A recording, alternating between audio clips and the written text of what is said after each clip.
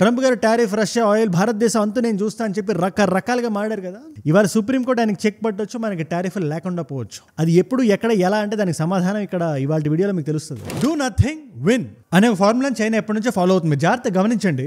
DJT గారు, మన Donald Trump గారు టారిఫ్ వేస్తే 50%, 100%, 150%, 200%, 250% అని చెప్పి చైనా మీద రకరకాల బెదిరింపు ట్వీట్లు గట్రా వేసాడు ఆయన. వాళ్ళు కూడా ఎక్కడ తగ్గలేదు. మేము కూడా అమెరికన్ ఆజిమాషికి మేము లొంగేది లేదని చెప్పి చైనా చాలా గట్టిగా నిలబడింది. ఫైనల్గా ఏమైంది? 3 నెలలు బ్రేక్ తీసుకున్నారు. తర్వాత 3 నెలలు ఇంకో 6 నెలలు ఎక్స్టెండ్ చేశారు. నవంబర్ అయిపోయింది కానీ ఆ టారిఫ్లు ఇంకా చైనా మీద పడలేదు. ట్రంప్ గారు నోటి మాటగా బెదిరిస్తున్నారు కానీ చైనా సైలెంట్ గా తన పని తను చేసుకుంటూ వెళ్ళిపోతుంది. చైనా ఏం చేసింది ఇక్కడ? నథింగ్. ఎవరు గెలిచారు ఇక్కడ? చైనా. అందుకని China policy do nothing, win అని చెప్పి చాలా మంది జియో పొలిటికల్ ఎక్స్పర్ట్స్ చెప్తుంటారు. ఇవాళ భారతదేశం కూడా అదే ప్రాతిపదికన గెలుస్తుందేమో అని ఒక డిస్కషన్ నడుస్తుంది. దీని జెనిసిస్లో మనం కొంచెం జూమింగ్ చేసి చూస్తే డీజేటీ గారు మన మీద 50% టారిఫ్ వేశారు. ప్రపంచం మొత్తంలోనే భారతదేశం మీద ఎక్కువ ఉంది. ఇది మనందరికీ తెలిసిన విషయమే కదా. రష్యాతో మీరు ఆగండి, మీరు కొనొద్దు, ఆయిల్ ఇది అది అని చెప్పి రకరకాలుగా మాట్లాడారు. ట్రేడ్ టాక్స్ అని చెప్పి అక్కడి నుంచి ఇక్కడికి, ఇక్కడి నుంచి అక్కడికి మన వాళ్ళు వచ్చారు. ఫైనల్గా ఎక్కడ మనం తగ్గలేదు. రష్యాతో మనం ఆయిల్ కొంటానే ఉన్నాం. ఇన్ఫాక్ట్ ఆయిల్ కన్సంప్షన్ని పెంచాం మనం. రష్యాకి మనం పంపిస్తున్న ఐటమ్స్ కానీ, రష్యా నుంచి మనం కొంటున్న ఐటమ్స్ కానీ పెరిగినాయి. అంతేకాదు ట్రంప్ గారు మన మీద విధిస్తున్న ఈ టారిఫ్ల వల్ల మనకు పెద్దగా డ్యామేజ్ ఏం లేదు, మార్జినల్ డ్యామేజ్ అని కూడా మనం బయట దేశాలకు చేస్తున్న ఎక్స్పోర్ట్స్ ద్వారా మనం చెప్పొచ్చు. కానీ మనందరం ఒప్పుకోవాల్సిన విషయం ఉంటుంది. ఇవాళ రోజున డీజేటీ గారు టారిఫ్లు కానీ ఎత్తేస్తే మన స్టాక్ మార్కెట్ థ్రైవ్ అవుతుంది, మన జీడిపి గ్రోత్ రేట్ పెరిగిద్ది, అల్టిమేట్లీ మనం లాభపడతాం. ఇప్పుడు ఈ డెసిషన్ డీజేటీ గారు తీసుకుంటున్నారు. ఈ టారిఫ్లు ఎత్తైపోతున్నారని చెప్తే మీరు ఎలా ఫీల్ అవుతారు? అది కూడా మనం ఏమీ చేయకుండా, మనం కూడా నథింగ్ చేసి కుర్చీలో హ్యాపీగా కూర్చొని కాళ్ళ మీద కాలేసుకొని ఆయన చెప్తున్న మాటలన్నీ విని భరిస్తూ సహిస్తూ మన పని మనం చేసుకుంటూ రేపటి రోజున టారిఫ్లు మన మీద ఉండకుండా ఉండడానికి పుష్కలంగా ఛాన్సెస్ ఉన్నాయి. అదే సుప్రీంకోర్టులో డొనాల్డ్ ట్రంప్ గారికి అగెయిన్స్ట్ గా జరుగుతున్న ఒక కేస్. ఈ కేసు గురించి క్లుప్తంగా చెప్పేస్తే జాగ్రత్తగా వినండి. International emergency economic powers act అని చెప్పి ఒక యాక్ట్ ఉంది అమెరికాలో. అంటే అమెరికాని బ్రతికించుకోవడం కోసం వేరే దేశాల ఐటమ్స్ అమెరికాలో అమ్మకుండా టారిఫ్లు వేయచ్చు. ఎంత టారిఫ్ అయినా వేయచ్చు, 100-1000% కూడా వేయచ్చు. కాకపోతే అది అమెరికాలో ఎమర్జెన్సీ ఉన్నప్పుడు మాత్రమే, అమెరికన్ దేశానికి భంగం కలిగేటప్పుడు మాత్రమే, లేదు వేరే దేశాలు కంప్లీట్గా రూల్ చేయడానికి వచ్చేస్తున్నాయి టైంలో మాత్రమే.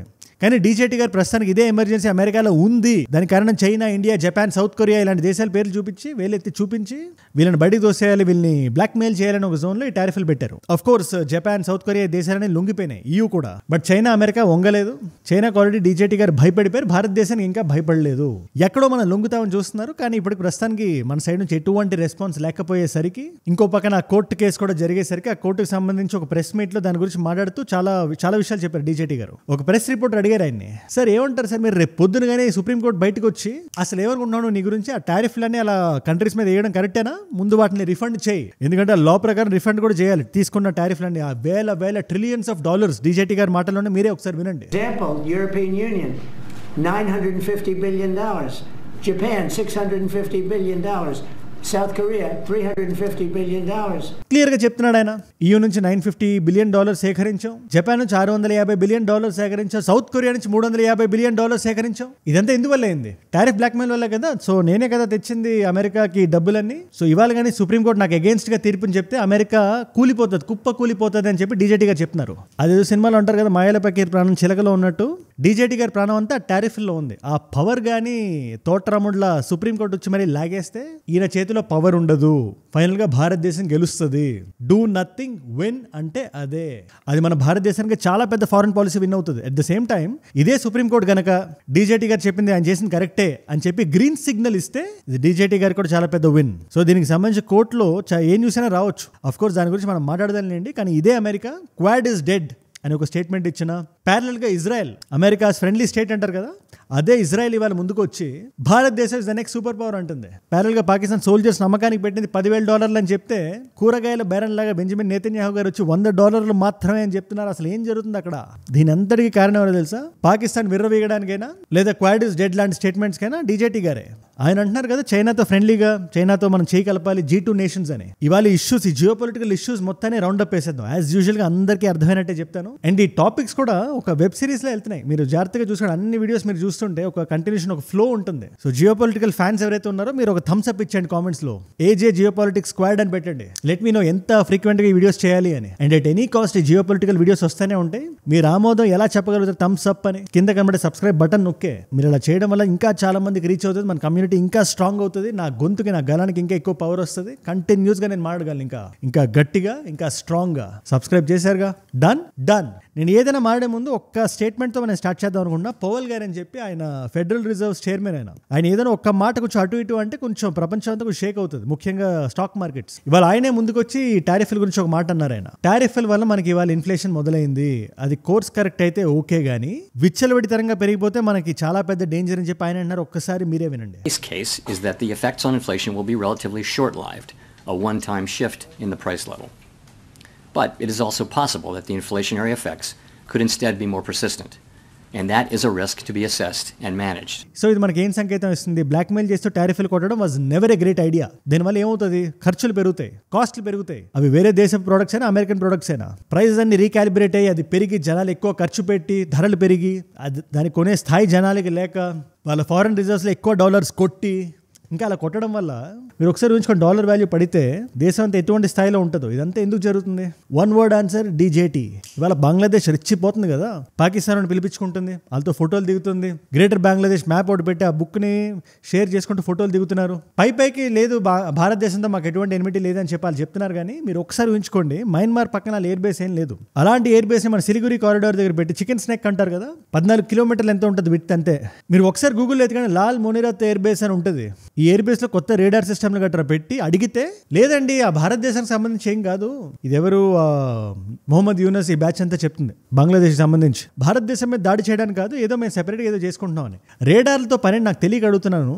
భారతదేశాన్ని డీస్టెబిలైజ్ చేసే ఉద్దేశం మీలో లేకపోతే ఆ రేడార్ సిస్టమ్స్ ఎందుకు మీరు ఇంప్రూవ్ చేస్తున్నారు? HQ-17 సిస్టమ్స్ మీరు ఎందుకు చేస్తున్నారు? ఎయిర్ డిఫెన్స్ సిస్టమ్స్ అక్కడ ఎందుకు వస్తున్నాయి? ఇవాళ అందుకనే మనం సెపరేట్ గా స్టేట్మెంట్లు ఇవ్వాల్సిన పని లేదు. కీర్తివర్ధన్ సింగ్ గారు కూడా మినిస్టర్ ఆఫ్ స్టేట్ ఆయన ఎక్స్టర్నల్ అఫైర్స్ కి, ఆయన కూడా ఒక మాట అన్నారు, మన జాగ్రత్తలో మనం ఉండాలి. వాళ్ళు చెప్తారు, వాళ్ళు 100 అంటారు. వాళ్ళు వినడానికి విల్లింగ్గా ఉంటే బంగ్లాదేశ్ కానీ పాకిస్తాన్ కానీ చైనా కానీ ప్రపంచం మొత్తం మాదే అంటది. సో ఎప్పుడు మనం ఏదైనా ఎవరైనా ఏదైనా చేస్తుంటే వాళ్ళ మాటలు వినకూడదు. మనం వాళ్ళ యాక్షన్స్ ఏంటి, వాళ్ళు ఏం చేస్తున్నారు, యాక్షన్ స్పీక్ లౌడర్ దాన్ వర్డ్స్ అని ఊరికే అన్నారు కదా. 3 కొత్త గ్యారిసన్స్ మనం పెట్టి ఒక్కొక్క గ్యారిసన్ లో 10 నుంచి 30 వేల సోల్జర్స్ ఉంటారు. ఆల్రెడీ అక్కడ 3 గ్యారిసన్స్ ఉన్నాయి. కొత్త గ్యారిసన్స్ పెట్టి ఎందుకు ఇంత మంది అనే డౌట్, ఇది దీనివల్ల మనం ఏం చెప్దాం అనుకుంటున్నా డౌట్ మీకు వస్తే సింప్లిఫై చేసి చెప్తున్నాను. సినిమాలు మీరు చూసేటట్టు ఉంటే వెంకటేష్ గారితో సినిమా ఉంటుంది, బ్రహ్మానందం గారి దగ్గరికి వెళ్ళి ఆయన సెపరేట్ గా కొట్టడం కన్నా ముందు ఆయన జస్ట్ ఆ షర్ట్ ఇప్పేసి ఆయన బైసెప్స్ ని చూపించుకొని కూర్చుంటారు అంతే. అలా కూర్చోగానే స్టేట్మెంట్ వెళ్తుంది. ఇవాళ భారతదేశం చేస్తున్నది అదే. అక్కడ గ్యారిసన్స్ పెట్టైనా, నో టైమ్స్ ఇష్యూ చేసైనా, ఇవాళ నో టైం పెడితే మనం నోటీస్ టు ఎయిర్మెన్ అని ఉంటుంది. లాస్ట్ జియో పొలిటికల్ వీడియోలో మనం మాడుకున్నాం దీని గురించి. మేము ఇక్కడ యుద్ధాభ్యాస అని ఉంటుంది,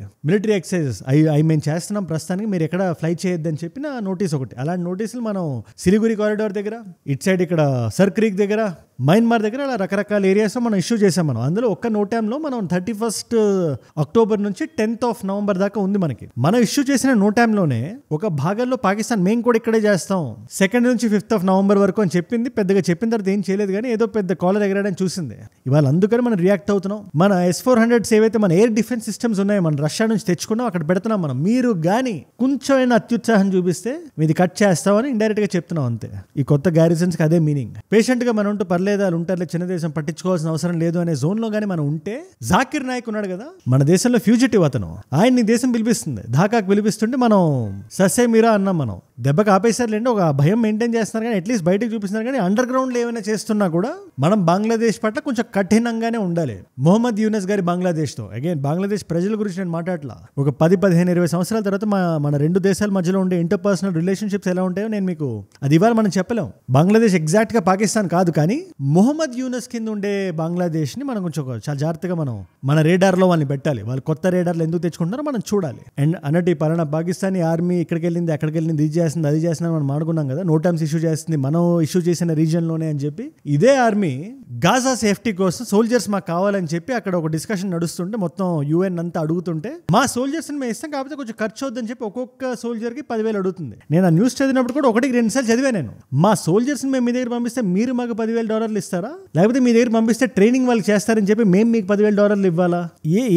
ఈ రెండిట్లో ఏ డిస్కషన్ నడుస్తుందని చూసాను నేను. పాకిస్తానీ సోల్జర్కి $10,000 అడిగే ఒడాసిటీ ఉందా పాకిస్తానీ సోల్జర్కి? దీనికి ధీటైన సమాధానం బెంజమిన్ నెతన్యాహు గారు చెప్పారు, ఒక $100 ఇస్తాం కావాలంటే తీసుకోండి లేకపోతే లేదు అని. $100 అంటే 8,500 8,700 రూపాయలు. అన్ని రూపాయలు కూడా అవసరం లేదేమో అని చెప్పి నా అభిప్రాయం. నెత్తి మీద రూపాయి పెడితే ₹1 వాళ్ళు వెళ్తారా లేదా అని చెప్పి నాకు లోపల కొంచెం అనుమానం ఉంది. అది 50 పైసలా 10 పైసలా మీరే నాకు కింద కామెంట్స్ చెప్పండి ప్రస్తుతానికి. బట్ ఈ డిస్కషన్ అయితే జరిగింది. దీని గురించి మాట్లాడిన రిపోర్టర్ ఎవరైతే ఆవిడ ఉన్నారో ఆవిడ పేరు నేను చెప్తాను. ఆవిడ కూడా నేను రిపోర్ట్ చేయలేదు బాబోయ్ అని చెప్పారు, కానీ ఆ వంకాయ మునీర్కి భయపడి, ఎందుకంటే ఆయన ప్రస్తుతానికి ఇప్పుడు హైయెస్ట్ పొజిషన్లో ఉన్నాడు కదా, ఆయనే ఆఫర్ చేశాడు ఈ $10,000 అని చెప్పి. మల్టిపుల్ సోర్సెస్ నుంచి మనకి రిపోర్ట్స్ వచ్చాయి, కానీ ఎవరి మీద అయితే మనం వేలుని చూపిస్తున్నా ఆవిడ ముక్కును వేలేసుకుని కూర్చుంది. ఆవిడ పేరు కూడా ఆవిడ పాకిస్తానీ జర్నలిస్ట్ అజ్మా షిరాజీ అని చెప్పి మీరు ఒకసారి గూగుల్ చేయండి.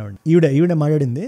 బట్ ఎనీవేస్ పాకిస్తాన్ ఇదంతా ప్రస్తుతానికి ఇది ఎందుకు చేస్తుంది, ఈ న్యూస్ అంతా ఎందుకు వస్తుంది, అనవసరమైన ఈ హెడ్ ఏక్ న్యూస్ అంటే వాళ్ళు కొంచెం డివేట్ చేద్దాం అనుకుంటున్నారు. ఏదైనా కొంచెం భారతదేశం మీద వేసేసి మనం వాళ్ళ మీద నో టైమ్స్ ఇలా ఇష్యూ చేసేసి, లేదా పలానా న్యూస్ మనం ఇజ్రాయెల్కి ఏదైనా ఒకటి చెప్పి ఈ డిస్కషన్ మొత్తంలో ఆ దేశం మునిగిపోతుంది, లోపల జేబులో డబ్బులు లేవు అనే విషయాన్ని వాళ్ళు కప్పెట్టేద్దాం అనుకుంటున్నారు. మా వెనక భాగం ఇరిగిపోతుంది, అన్ని లోన్స్ మేము తీసుకున్నాం అని చెప్పి నేను మాట్లాడలా, లేదా ఇండియాకి సంబంధించి ఎవరైనా మాట్లాడలే. పాకిస్తాన్కి సంబంధించి పాకిస్తానీ ప్రైమ్ మినిస్టర్ చెప్పిన మాటల్ని మీరు ఒక్కసారి వినండి. Countries like Pakistan who are devastated, loans would be enough. That is not acceptable. It is something which is absolutely unacceptable, because loans over loans, your back will break and you will never be able to stand up. చెప్తున్నాడు క్లియర్గా, అయ్యా పాకిస్తాన్ మీరు save చేయాలంటే, పాకిస్తాన్ లాంటి దేశం మీద మీరు humanity చూపించాలంటే మాకు అప్పులు ఇవ్వద్దు, డబ్బులు ఫ్రీగా దానం చేసేయండి అని అడుక్కునే తరీకాతో క్యాజువల్ హే అంటారు కదా, అలా ఉంది ఈయన.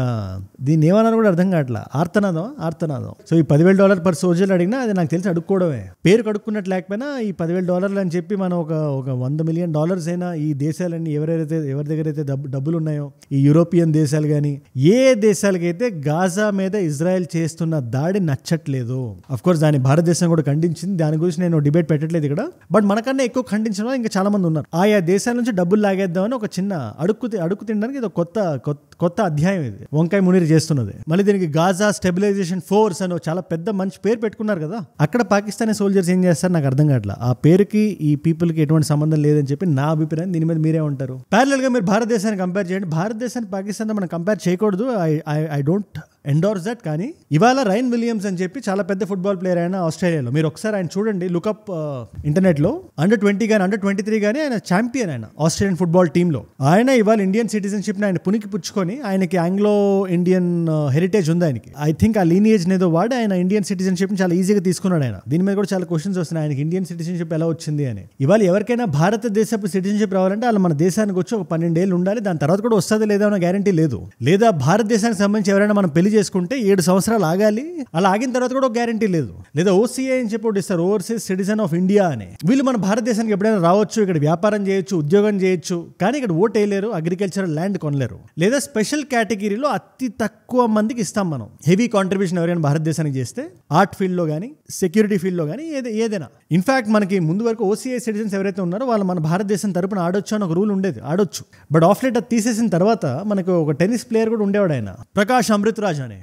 ఆయన తండ్రి కూడా చాలా పెద్ద టెన్నిస్ ప్లేయర్. సో వీళ్ళు US సిటిజన్స్ అయిన తర్వాత OCI కింద ఆయన చాలా డేవిస్ కప్స్ కూడా ఆడారు ఆయన. కాకపోతే వన్స్ ఈ రూల్ ఎప్పుడైతే తీస్తారో ఆయన భారతదేశానికి ఆడకుండా అయిపోయింది. అలాగే ఇవాళ ఫుట్బాల్ మనం చూసుకుంటే 137th ర్యాంక్లో ఉన్నాం మనం. ఇక్కడ చాలా గ్రే జోన్లో ఉంది. నేను మీకు సిచ్యువేషన్ మొత్తాన్ని ఎక్స్ప్లెయిన్ చేస్తాను, మీరు చెప్పండి నాకు what do you think is right అని. ఇవాళ మీరు సౌత్ కొరియా చూడండి, జపాన్ చూడండి, లేదా ఖతార్ చూడండి, సింగపూర్ చూడండి. వీళ్ళందరూ ఏం చేస్తారు, వాళ్ళ దేశం ఏదైనా ఒక ఇంటర్నేషనల్ టోర్నమెంట్కి వెళ్తున్నప్పుడు వేరే దేశపు సిటిజన్స్ని ఎవరైతే చాలా స్ట్రాంగ్గా ఉన్నారో వాళ్ళకి ఎదురు సబ్సిడీస్ ఇచ్చి మరీ తెచ్చుకొని, వాళ్ళ సిటిజన్షిప్ ఇచ్చి, హౌసింగ్ ఇచ్చి, ట్రైనింగ్ ఇచ్చి, కూర్చోబెట్టి నీట్గా ట్రైన్ చేసి, బాగా రెడీ చేసి ఆ గేమ్స్కి వెళ్ళి పంపించి మెడల్స్ అయితే తెప్పించుకుంటారు. అలాంటి రూల్ మనకి లేదు. కానీ ఇవాళ ఈ రాయన్ విలియమ్స్ ఏదైతే చేశాడో ఆయన, దాని తర్వాత ఆయన ఫుట్బాల్లో ఒక మెంబర్షిప్ వచ్చినా కూడా, ఆయన వెళ్ళి ఆ గేమ్ ఆడినా కూడా, ఈయన స్పోర్ట్స్ కేపబిలిటీస్ వల్ల ఆ ర్యాంక్ ఏదైనా పైకి వెళ్ళినా కూడా అది మన దేశం ర్యాంక్ పైకి వెళ్ళినట్టు. కానీ ఇక్కడ ఒక ఆర్గ్యుమెంట్ కూడా వస్తుంది, వేరే దేశాల వాళ్ళు, వేరే దేశపు ఆరిజిన్స్ వాళ్ళు వచ్చి మన దేశంలో ఇలా చేసేస్తే మనకు ఆ ప్రైడ్ ఎందుకు ఉంటుంది, వాళ్ళు మన వాళ్ళు కాదు కదా అని చెప్పి ఒక